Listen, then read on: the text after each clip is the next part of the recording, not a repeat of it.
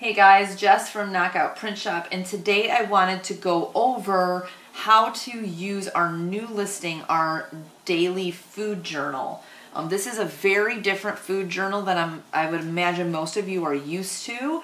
This food journal is based on my training as a nutrition coach, an intuitive eating specialist, and a life coach. So this is a lot less about managing calories, macros, points, and things like that, and more about truly building awareness about different aspects of eating that we don't necessarily instantly think of.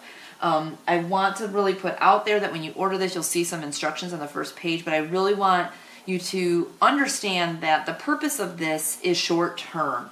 The purpose of this food journal is to gather data and build insight so you have a clearer picture of where things are happening that are not ideal or helping you reach your goals.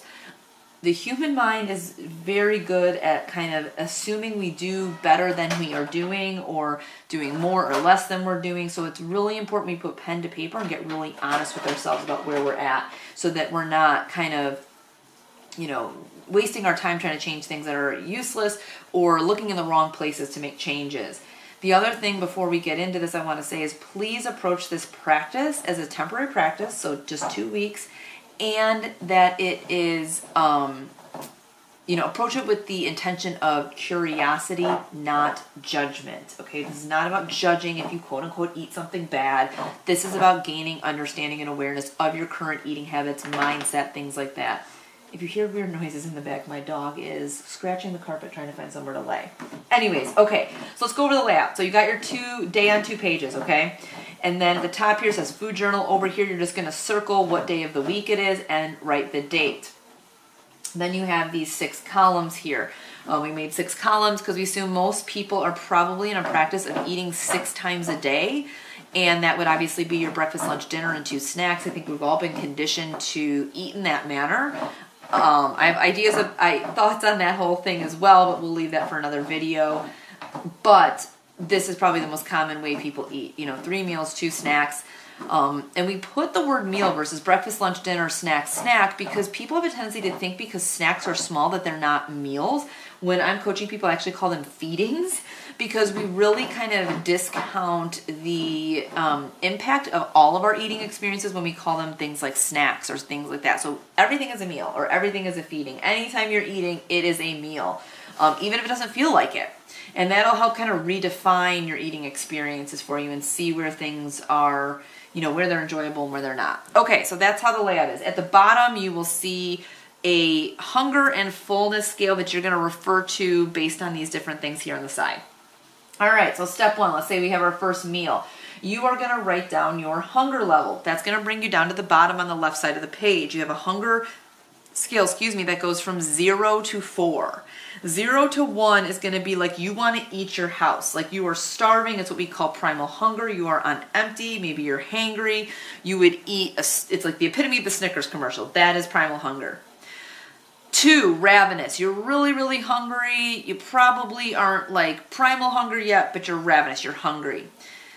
Number 3 is going to be strong hunger pangs. You should probably eat fairly soon because you're really feeling hungry and you need to honor your hunger. And 4 is probably a good time to eat. We have mild hunger pains. Maybe our hunger is ebbing and flowing, but we're starting to feel that emptiness in our stomach. It's bearable, but we know we're getting hungry. Now, you're just going to quantify it. Are you a 0, 1, 2, 3, or 4? If number scales don't work for you, if you have a hard time relating to that quantifying it by a number, use the words empty, primal hunger, ravenous, mild hunger pains. You can use words if that helps you better identify your hunger level. So the first thing you're going to do is write down your hunger level. The second thing you're going to do is write down the time that you ate. Let's say it's 9 a.m. That's pretty self-explanatory. The third thing you're going to do is write, what do I want to eat? Let's say it's 9 a.m. and you really wish you could have an omelet. You want an omelet with some hash browns and whatever. So just write whatever. Sit there for a second and say, what do I actually want to eat? Now, the reason that we're doing this is because we want to really get clear on if we are having this desire to eat these certain foods, but we're always eating like diet food. We're eating stuff that we don't like. We're never going to feel fully satisfied with food. So we need to begin to understand the correlation between what we want to eat and what we're allowing ourselves to eat, and whatever, insight we can gather there to make changes in that area. Some people are going to be like, I eat this, or I always want junk food. Why do I always want junk food, or something like that? So this is, again, awareness gathering for different parts of eating. Number 4, I think we're on, is mood and feelings. This is really hard for a lot of people because they'll just write things like busy, fine, good, okay. We need to dig a level deeper here. You may even want to go online and Google feelings charts and really start to get clear on what your mood and feelings are when you're eating. Are you busy? Well, busy is not a feeling, so we have to say, what does busy make me feel like? How do I feel when I'm busy? Maybe I feel anxious, overwhelmed, out of control. And this is going to really uncover for you, are your eating habits based on some feelings you're not really clear about? Are you eating when you're anxious? Are you eating when you're bored? So this will really help you get clear on that. The next section is pretty self-explanatory, foods eaten. I don't recommend writing down macros here, calories, points, just write down what you ate. Burger with side salad, tacos, steak tacos, 4 steak tacos, whatever it is, chicken and broccoli, whatever you're eating, just put that there. We're not really worried about portions and all that stuff right here. We're just trying to get a sense of what you are eating. Where and with whom. So some people don't realize that a lot of times satisfaction with meals and levels of fullness are correlated to where you're eating, who you're with, and the whole eating experience. Eating is more than just putting food in our mouth. It's a full-on experience, and we need to be really clear about if our eating environment is preventing us from feeling satisfied. So maybe you're eating in the kitchen. Maybe you stood up at your breakfast table and never really sat down. Maybe you're eating while watching TV. Maybe you're eating with your spouse and you guys are arguing. Or maybe you're eating with your spouse and you guys are having great conversation. And you're like, wow, I didn't even finish all the food on my plate because I'm so satisfied. This was a great experience. So this is really going to give you insight there into the eating experience as a whole. The next one is going to be your rate of eating. So your rate of eating, slow, moderate, fast. This is super important, as we all know that eating slower is definitely better for us health-wise and satisfaction-wise. So, when I'm anxious and I'm eating at my desk, am I eating really fast? And these are going to give you some insight. And then we get to here, how full or satisfied are we? We refer down here to the right half of the page, this scale. How full are we? Neutral. Well, neutral is not satisfying. So if we're just eating to take hunger away, that doesn't take that many bites of food, but it's still not satisfying. It's not hitting our satiety cues. Then we go to satisfied and comfortably full. That's, we're feeling good, we're comfortably full, but that may not be enough to hold us. So a lot of times getting to this 8 is probably good, somewhere between 7 and 8, because then we feel full, we feel good, we can still go on with our day. Our meal was satisfying physiologically. Then it's when we get to stuffed, we're like, I ate a little too much, and sick is like, I am going to have a food hangover in a minute here. So if we're constantly eating in this 9, 10, we may see that we're ingesting more food than we need to, and we need to start practicing, honoring our fullness when we're a little bit lower on this scale. And again, doing this daily for every meal is going to give you this information. And the last bit is just notes about your day.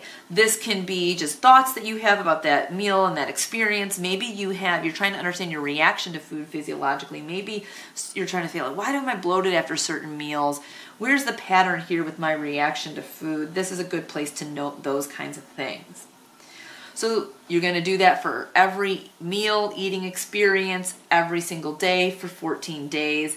If you don't do it every day, you use this how you want to, but that 14 days of data is going to give you a lot of insight to help you then implement habits that are aligned with areas you need to work on. Okay, so maybe it's you're eating when you're not hungry. Maybe you're eating when you're too hungry, so you're eating too much. Maybe you're not honoring your fullness. You're eating too fast. Your eating experience and environment's not very enjoyable.